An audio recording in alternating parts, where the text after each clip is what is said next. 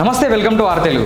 4 assembly స్థానాలు ఒక కేంద్ర పాలిత ప్రాంతానికి సంబంధించినటువంటి రిజల్ట్ అయితే ఈరోజు వచ్చినాయి. అయితే వెస్ట్ బెంగాల్ గురించి ముఖ్యంగా చూసుకున్నట్లయితే దాదాపు 60 సంవత్సరాల వెస్ట్ బెంగాల్ రాజకీయ చరిత్రలో ఒక కొత్త శకం మొదలైనట్టయితే ఇక్కడ కనిపిస్తుంది. ఎందుకంటే దాదాపు 30 సంవత్సరాల పాటు కాంగ్రెస్ ప్రభుత్వం, తర్వాత 30 సంవత్సరాల పాటు కమ్యూనిస్ట్ వాళ్ళు, 15 సంవత్సరాల పాటు వెస్ట్ బెంగాల్లో ఉన్నటువంటి టీఎంసీ పార్టీ అక్కడ పరిపాలించింది. సో అంటే అక్కడ చరిత్ర ఎట్లుంటుందంటే ఏ పార్టీ అధికారంలోకి వచ్చినా కానీ దాదాపు 2-3 దశాబ్దాల పాటు అక్కడ అదే పార్టీ రూలింగ్లో ఉంటుంది. సో ఎందుకంటే కొన్ని స్థానాల్లో మిగతా పార్టీలకు సంబంధించినటువంటి అభ్యర్థులు కూడా నిలబడలేనటువంటి సిచ్యువేషన్. ఎందుకంటే ఆ స్థాయిలో అక్కడ అధికారంలో ఉన్నటువంటి పార్టీ యొక్క డామినేషన్ ఉంటుంది.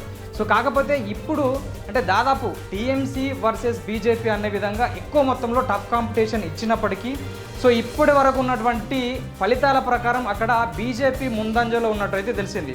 సో మొత్తం మీద 294 అసెంబ్లీ స్థానాలు ఉంటే ఒకటి క్యాన్సిల్ చేసి 293 అసెంబ్లీ స్థానాలకైతే ఎలక్షన్లు జరిగినాయి. సో దీంట్లో భాగంగా ప్రస్తుతం 285 స్థానాలకు గాను వచ్చినటువంటి ఫలితాల ప్రకారం సో ప్రస్తుతానికి బీజేపీ 165 స్థానాల్లో ముందుంది, టీఎంసీ 120. సో కాంగ్రెస్ 3 స్థానాల్లో అయితే ఇప్పటివరకు అయితే గెలిచినట్టు తెలిసింది. అంటే 148 ఏదైతే మ్యాజిక్ ఫిగర్ ఉంటుందో దాన్ని ఆల్రెడీ బీజేపీ క్రాస్ చేసినట్టయితే ప్రస్తుతానికి ఉన్నటువంటి రిపోర్ట్స్. సో అంటే అధికారంలో దాదాపు బీజేపీ అక్కడ ఎన్డీఏ ప్రభుత్వం ఏర్పాటు కాబోతుంది అనే విధంగా అయితే సంకేతాలు వినిపిస్తున్నాయి. సో చాలా వరకు అయితే ఇప్పటి వరకు కూడా మమతా బెనర్జీ చాలా వరకు అయితే ఒక టఫ్ కాంపిటీషన్ ఇచ్చింది. సో ఎందుకంటే ఒక మహిళా క్యాండిడేట్ కాబట్టి సో చాలా వరకు మహిళల గురించి అనేక పథకాలు ప్రవేశపెట్టడం కావచ్చు, లేదంటే ఈ మధ్య కాలంలో దేవాదాయ శాఖకు సంబంధించి అనేక కార్యక్రమాలు ఈమె స్టార్ట్ చేయడం కావచ్చు, మహిళలకు సంబంధించి కావచ్చు, చాలా ప్రోగ్రామ్స్ అయితే ముందుకు తీసుకొచ్చింది. సో కాకపోతే ఎక్కువ శాతం ముస్లింలకే ఈమె సపోర్ట్ చేస్తుంది అనే విధంగా ఒక రూమర్ బయటకు తీయడం, తర్వాత బీజేపీ హిందువుల గురించి ఎక్కువ మొత్తంలో అక్కడ ముందుకెళ్ళి ప్రచారం చేయడం వల్ల చాలా వరకు అయితే ఈసారి హిందువుల ఓట్లు అయితే బీజేపీకి ఓటట్టు అర్థమవుతుంది. సో ఎందుకంటే ఇప్పటి వరకు కూడా దాదాపు 100 మంది అంటే ఎక్కువ మొత్తంలో ముస్లిమ్స్ ఉన్నటువంటి జనాభా ఉన్నటువంటి స్థానాల్లో దాదాపు 80% ఓట్లు మొత్తం మీద ఇప్పటికి కూడా టీఎంసీకే పడ్డాయి అనేటి ఒక ఫలితాలు అయితే బయటకు వచ్చినాయి. సో ఇప్పటి వరకు అయితే బీజేపీ ముందంజలో ఉంది.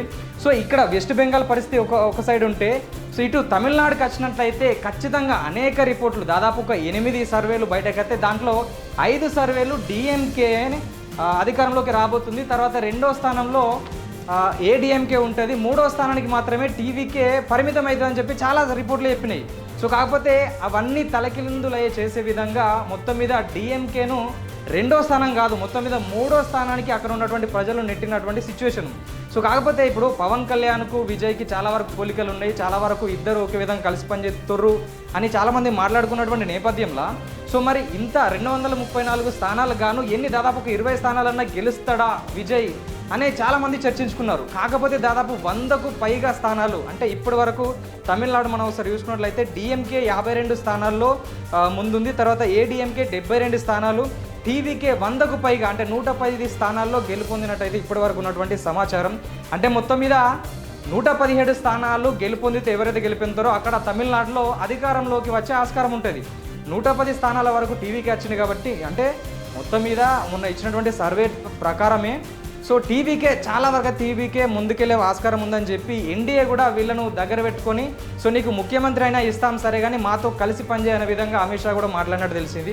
సో మొత్తం ఏంటంటే ఈ ఫలితాలు రాబోతున్నాయని ఎన్డీఏ వాళ్ళకు కూడా తెలిసినట్టు సమాచారం. ఎందుకంటే ఇప్పుడు 110 స్థానాలు పార్టీ స్థాపించినటువంటి కొద్ది నెలల్లోనే సో మొదటి ఎలక్షన్లలోనే దాదాపు 100కు పైగా స్థానాలు గెలవడం అనేది మామూలు విషయం కాదు. సో ఇప్పటివరకు అయితే వెస్ట్ బెంగాల్ తర్వాత తమిళనాడుకు సంబంధించినటువంటి వివరాలు అయితే ఇలా ఉన్నాయి. అంటే టీవీకే ఒకవేళ 117 మ్యాజిక్ ఫిగర్ దాటితే తనకు తానుగా అంటే ఎప్పుడైతే పార్టీ స్థాపించినప్పుడే చెప్పిండు ఎవరితోనే పొత్తు పెట్టుకునే ఆస్కారం లేదు, సో డైరెక్ట్ మొత్తం అన్ని స్థానాల్లో మేము నిల్చుంటామని చెప్పిండు, తర్వాత నిల్చున్నాడు. సో మొత్తం మీద 110 స్థానాలు ఉన్నాయి. 117 దాటితే సో ఖచ్చితంగా తనకు తానే అంటే ఒకే ఒక పార్టీ అధికారంలోకి వచ్చే ఆస్కారం ఉంది.